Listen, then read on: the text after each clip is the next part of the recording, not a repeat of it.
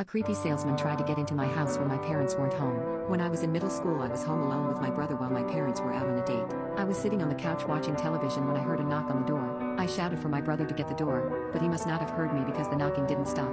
Eventually I got up and answered the door myself, and when I opened it I saw a sleazy-looking salesman. He started trying to sell me something, but I told him I wasn't interested and tried to close the door. He stopped me, jamming his foot between the door and the frame as he kept talking about all the different models and colors this thing came in. I kept trying to tell him no and shut the door, but he wouldn't listen. The salesman was also slowly pushing his way into the house even though I was putting all of my effort into keeping the door closed. At this point I was starting to get really scared, but fortunately my older brother finally decided to come downstairs and saw what was happening.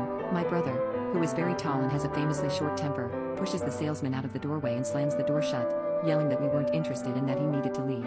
I saw the guy walk off through the window and, feeling really shaken by the way he was acting, called my friend who also lived in the neighborhood to tell her what was going on. She was home alone that night too, and apparently the